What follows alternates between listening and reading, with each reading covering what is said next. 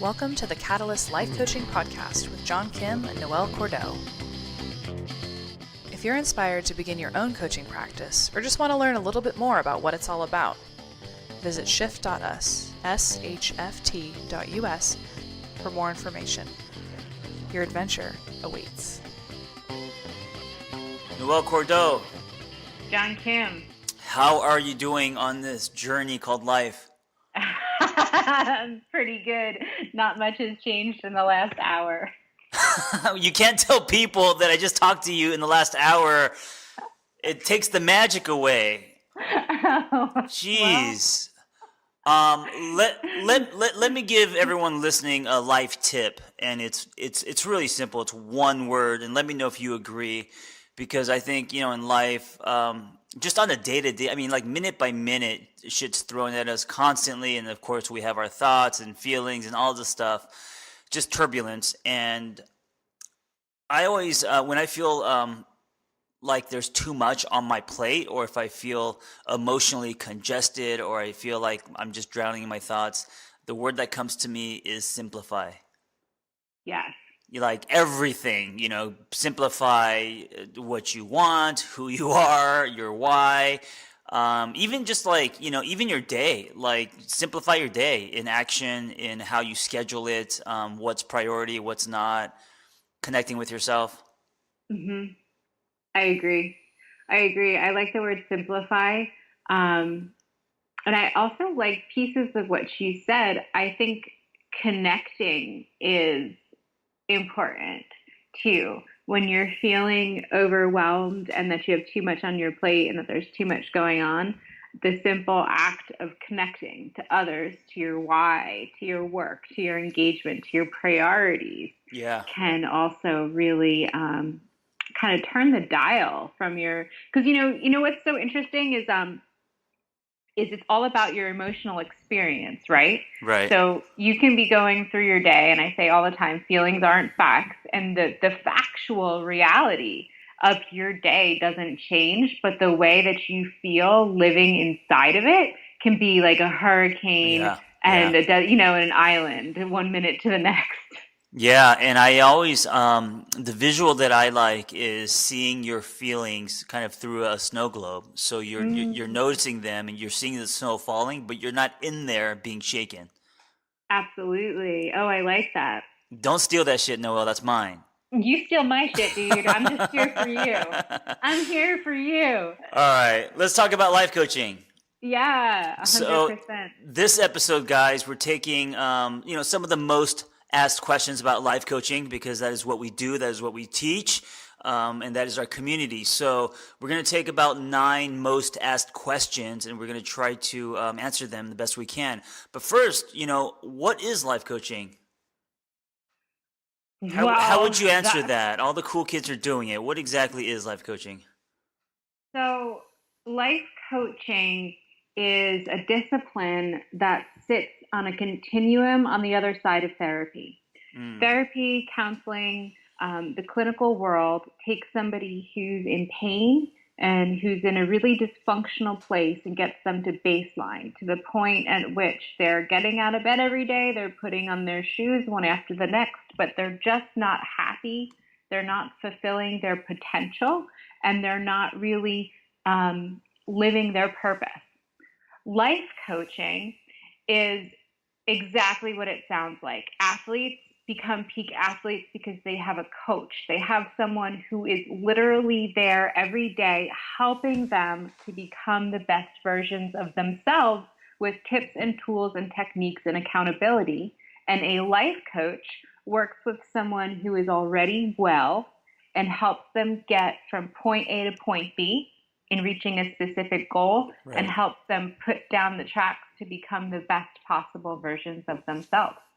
That's a great definition. I'm going to give you my definition, which is going to be very simple. I'm going to try to put it in one sentence. For me, life coaching is living a life that is honest to yourself and leaning into collisions where both of you guys come changed on the other end. So to me, that could be a conversation. To me, that could be, a video, a blog post. It could be a meeting. It could be a group. I'm less concerned in how that engagement is, but more of like the result of two souls or a bunch of souls colliding, whether it's on the internet or on Skype or on the phone, and then how those people are changed because of that collision. I think life coaching is a way of life in that way. And what I love about life coaching is it kind of makes us human again. It does. It makes us human again, and I really love. I want to take a minute and play with your concept of collision because I think it's so true and so important. But not every collision has life-altering quality, right? Sure, I mean, absolutely.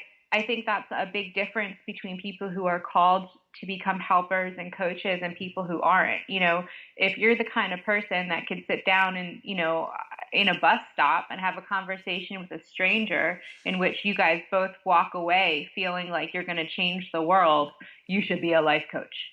Yeah, and listen, the word collision is very dramatic, and I don't know if that's because I'm Korean and the whole Korean drama stuff, but it could be very subtle. Meaning, a collision can be that you're planting a seed.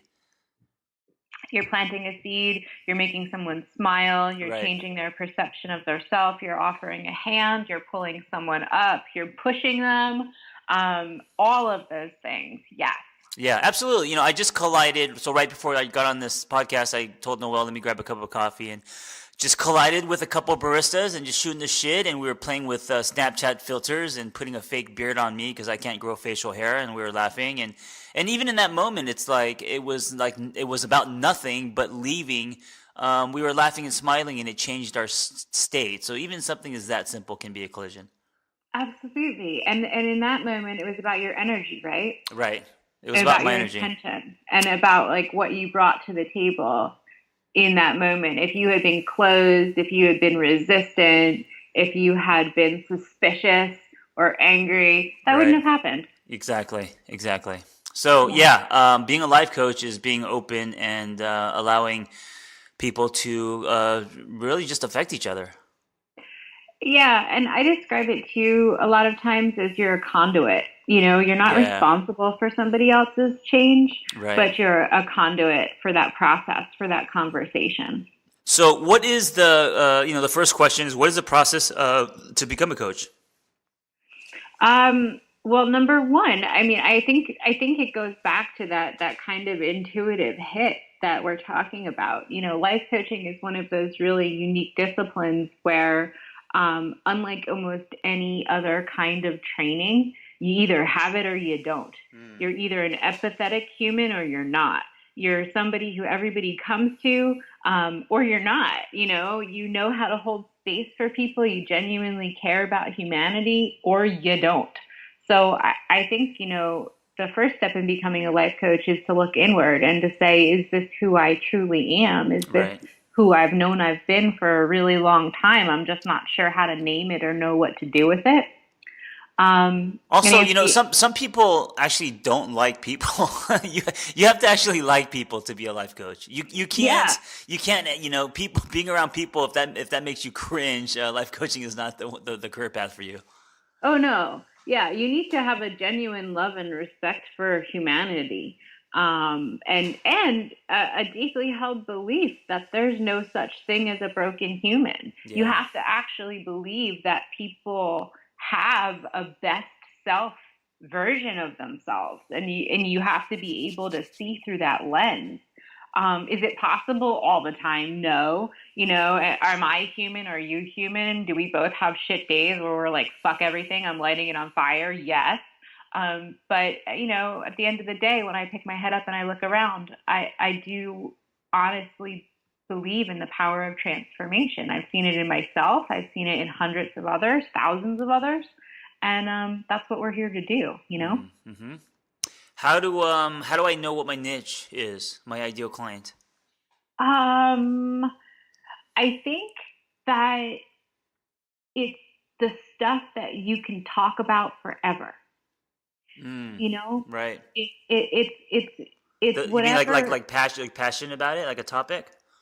either a topic or either a topic or just kind of like the way that you live. Like I think you and I are great examples of how to do things differently. Where You're truly an artist in every aspect of your existence, and you paint with your words on the canvas of your life. And you're very transparent, and you kind of living is like a performance piece, and that's how you show up as a coach. Sure. I'm more reserved. Right. There are lots of parts of my life that aren't for public consumption, and what I like to talk about is pretty dorky. I like science. I like quantum physics. I like feminist theory. I like, the research stuff. So me as a coach is holding up, the paintings of facts and science and techniques and saying, look how cool this is. Right. So it's whatever you can do authentically. Yeah, it's whatever is truthful to you, but also I think your niche, ties into your story. I think a lot of people think that to be a life coach, you have to forget who you are or be this other kind of being or have a quote unquote perfect story. But I think the most powerful life coaches own and embrace and share their story, and that's what makes them, unique. Oh, 100%. And I think it's really important to embrace the fact that as your story changes over time, your niche as a coach will evolve as well. Right. When I started out coaching, I started out as a weight loss coach. I'm so far from that experience, like, good God, I'm like, literally, quite literally almost a decade away from where I started out. And my story has changed, and so has my focus and my interests and how I show up in the world. And that's a great point. I think it's like when you're in college and you have to pick a major and you're going crazy because you think that the major you pick is going to be, you're going to be pigeonholed by that for the rest of your life, and that's going to be your career. And of course, we end up changing majors many times, even schools. And so when you're on your journey to becoming a life coach, we get so afraid, like, what's my niche? Because if I pick this, then I'm going to be that and it's like, no, your niche can change and can evolve and grow. And Noelle's a great example of that. 10 years ago, she started as a weight loss coach, and now she's so far from that. She's doing different things, wearing different hats. And so as your life changes, as your passion changes, your niche is going to change too. The only thing that's important is that you pick somewhere. So you're just going interning, but you don't have to stay there. Yeah, no, just start. Yeah. And however you choose to show up as a coach, the easiest thing in the world is to not do something, right? Yeah. So the you can sit there in this state of inaction for the rest of your life, or you can move, and then your movement creates ripples. The only thing a niche is the first domino, and if you think of it that way, it's going to be what gets the ball rolling. Mm-hmm. You build on it. And you build on it. Yep. Here's another question someone asks: what is it like to work as a coach? So I guess they want to know, what does that look like in everyday life? So much. God. So much, but also so different, so uniquely different for, everyone. I mean, like, coaching theory, I think the core of being a coach is that you really need a good, solid training program underneath you to give you theoretical grounding and process, because everything about coaching is process. It's moving someone from point A to point B. Where are you now? Where do you want to be? And what's getting in the way? Right. But once you have that knowledge, and once you've internalized that process, however it looks like for you, you use it in every single facet of your life, whether it's your romantic relationships, your professional relationships, running a team. I don't take on private clients anymore, but I use coaching process every day in running our team, in managing my relationships, even in, striking out and having conversations with different business partners. They're all coaching conversations. Yeah, absolutely. And that's why, if you embark on the life coaching journey, whether you decide to even have a practice or not, doesn't matter, in the sense that you're going to get something out of it no matter what, for you as a person, and that's going to ripple through everything, your relationships, your professional life. Totally. So how are all of the, I remember when I was taking on private clients, it's a really sweet memory. I woke up at a friend's house in New York City in the Village, and I had a client call, and I walked downstairs and I sat outside at a cafe, and I talked with my client for about an hour, and I got off the phone while sipping my coffee, and it was fall and the colors were beautiful. And I just remember thinking, this is the best job in the world. Right, right. Yeah, I always have those moments. It's that little bit of butterflies in the beginning, and then when the session is over, um, it's so rewarding, because you're helping someone. Not only that, but you also get as much from sessions too. So it's almost like it's this weird dynamic of you're helping someone, but it almost feels like you also just got therapy or something. Oh, totally. Right. It's the giving that keeps on giving. Yeah. So for me, what does it look like to be a coach? For me, I'm a very out of the office guy, so I'm always on the run, and so I design my practice that way. So I'm either doing phone sessions or meeting people at coffee shops. I've done sessions in the past where I would, go on walks with them and stuff, and that's how I made it sustainable and enjoyable for me. But you can make your practice you could design it in any way that you want, and I think that's what makes life coaching so attractive these days, instead of the clinical route where you are in an office. Oh, absolutely. Coaching also looks like speaking, giving presentations, Sure. running workshops, Right. running groups. Right, Facebook Lives and etc. What's the benefit? This person wants to know what's the benefit of working with a coaching organization like the one we have, instead of just going out on your own. Legitimacy, and you don't have to do it all on your own. Yeah, I was gonna say because I went down the clinical route. One of the things that was that I don't know if the word is regret, but what I didn't enjoy is that after it's all done, you're left alone, clenching your diploma and a student loan, but you don't have. It's it. Everyone scatters, And I think with life coaching, if you find a course that also has a built-in community, after you graduate, you still have access to the community and the material, and you just keep building and meeting friends. And so it could be like it opens up a whole new world, and I think that's the way to do it. So it's fun and meaningful, instead of just taking a course and then everyone leaves and you're like, okay, I'm by myself now. Oh, yeah. And, taking the course is the fun part. Actually, coaching people is the fun part. Right. Everything else is freaking hard. Everything from running content, getting your blog up, website, web management, social media. How do I do it? How do people find me? Billing, scheduling. That's the hard part. That's the part that sucks the life out of you when you're trying to do it on your own. And when you're working within an organization that can help out with a lot of those different processes, it makes life so much more enjoyable and so much less daunting. Right. Here's a common question. Everyone comes to me with the problems. Will this make me a good coach? Yes. Yeah, and I was going to say, a lot of people are already life coaching. They just don't know it, like hairdressers. If you're the person in your circle of friends everyone comes to, you're already life coaching in some way. If you're a parent and you have teenagers, you're life coaching, right? If you're a teacher, if you are a fitness coach, if you're a meditation coach, a yoga coach, so many people are already life coaches. They're just not aware of it. And that goes back to, living your purpose and your natural strengths. If you are the person who is doing this already, that's a pretty clear-cut signal to you that you have natural talent in this area. Right. Next question. I've never written or produced content or spoken in a group before. Is this going to hold me back as a coach? It's not going to hold you back as a coach, but I will tell you up front and right now, it is 100% what you will need to be doing non-stop in order to be a successful coach. Yes. And also, it's not even about life coaching. It's a language we speak no matter what you're doing. I mean, you could be selling cars, the whole online thing and social media and the megaphone that we are given these days. That's become cultural norm. So it's not extra; it's integrated into our living. And so, as a life coach, it's the same thing. It is. And fear of using your voice and wielding the microphone and crafting a brand and putting yourself out there is the number one thing that kills the coaching career.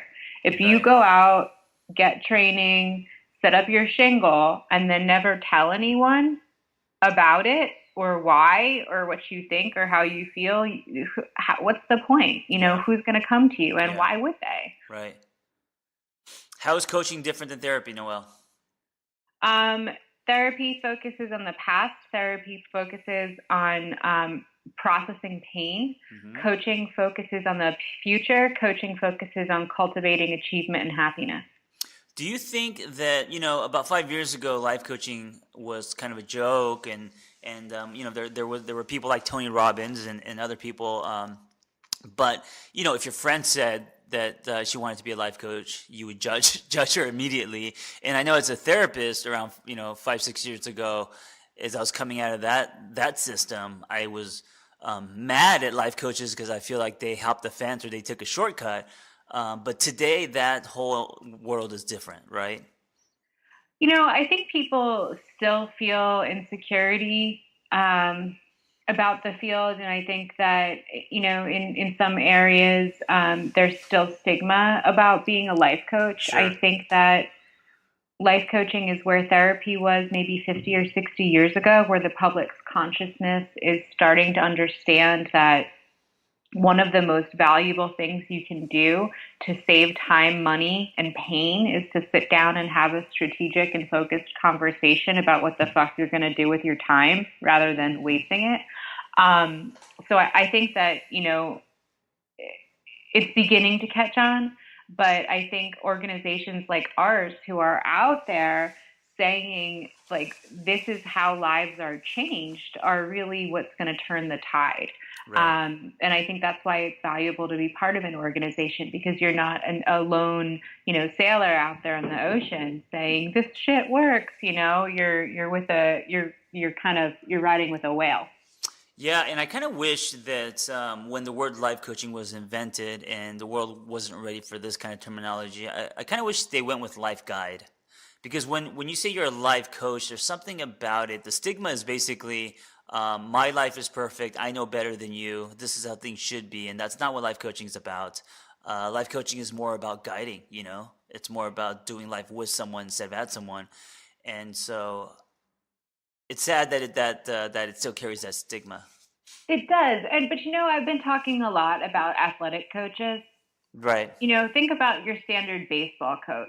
It's the players who are out there on the field that are muscular, are, swinging the bats, who are held accountable for their lives, for their behavior. The coaches all have pot bellies, or, chewing Right. chaw on the Right. sidelines. Right. Like, they don't, when was the last time somebody looked at a baseball coach and was like, well, what's up with your life, man? Yeah. Um, Yeah. so, coaches are effective because of their expertise and because in their skill in motivating people. Yeah, absolutely. 100%. Yeah. Um, do as I say, not as I do. Right. That's what I tell. Or like but it's also like, it's going back to that collision piece. If Hmm. you have the capacity to engage and inspire someone, that's a gift, Right. Absolutely. period. It's a And that's gift and the the, world needs more of it. yeah, 100%. Do I have to be certified to be a life coach? So there's no such thing as a certified life coach. You can be certified in a technique, you can be certified by an organization, but it's not like, if you go to law school and you pass the bar, you can practice in whatever state you pass the bar in. That doesn't exist for life coaching. The field is too new, it's too vast. There's everything from athletic coaches to spiritual coaches to divorce coaches to relationship coaches to running coaches to sex coaches. Like, you name it, it's out there. So no, it's not regulated, and you're certified by whatever training program you go through.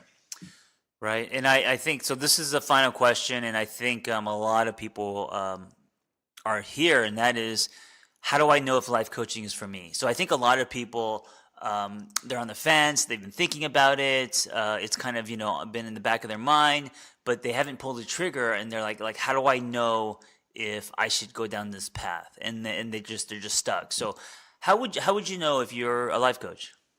Um, I think the first thing is, and if there's an echo there, so why don't you answer first? I think it's part of it is gut and passion. So I always tell people you just need three things to be a life coach. You actually have to like people, be passionate about helping others. Two, you need a story, which we all have, and three, you just need a kick-ass course, right? And I think the rest will play itself out. You'll figure out your niche. You'll build your practice. Your practice will change. It'll all unfold the way that it's supposed to, and then as you change, the way that you coach people will change. But if you have those three things, right? If you have a passion to help other people, and maybe you're the person that people come to for advice growing up or in your job or whatever you're doing, and that's your passion, that's what you want to do, and you have a story, which everyone has, right? And even if you have a story that is or the more powerful your story is, and by powerful I mean like you've been through a lot of shit, I think the more powerful you'll be as a coach, right? And then the third thing is you need to take a course, and there's many courses out there. I always say make sure that your course comes with community, and make sure that whatever course you're taking, it's not just a course, but you believe in the message, you believe in their tone, you believe in their, whatever it is that drew you to that course, that should line up with kind of who you are and what you believe in. Because when you're taking the course, you don't want it to just be education, you want it to be like a movement. It's something that you are joining. Yeah, and I will add two things to that. The first one is that our course is really freaking awesome. It's the Catalyst Life Coaching Intensive, and if you guys want to learn about it, you can contact me directly. I'm happy to hop on a call and talk about all things coaching. And the second thing is that if you're thinking about becoming a life coach, remove all of the ideas and assumptions you have about what that means and what your life is going to be like. The world is changing so fast, and I think gone are the days where, you tie one client to 1 hour and stack them, and that's how much money you can make in this discipline. Right. John, you and I started on this journey both respectively about 10 years ago to set out to become life coaches. And now 10 years later, you are a celebrated speaker, public figure. Congratulations on your first incredibly major book deal coming out in early 2019, right? Yeah, thank you. And I am CEO of your company. Well, our company. Our company, and just started writing for Forbes magazine on life coaching. And, this life does not look like what we thought it was going to. And this field has been the foundation of it, of asking questions, of colliding with people, of believing in transformation, of not shutting up, of not stopping, of saying me too and why not and how. So if you're thinking about becoming a life coach, just know that the path will open before you. Yeah. And, life coaching, the process of life coaching is like eating a Reese's peanut butter cup. There is no right way to do it. You just, you can nibble the sides, you can jump right in, you can take a bite, you can eat the whole thing, whatever you want. But you make it your own. And I think that's what makes life coaching amazing. Yeah, indeed. Indeed. All right, guys. Thanks for listening. And if you want to be a life coach, you can contact us and we can answer more of your questions. Right, Noelle? Yep, sure can. And we're really fun. That's subjective, but we will answer your questions for sure. All right, guys, be well. Take care. Bye. Thanks for listening to the Catalyst Life Coaching Podcast presented by SHFT. If you'd like to learn more about what you've heard on today's show, head to shft.us. That's SHFT.us for more information. Feel free to rate us, review us, and tell a friend.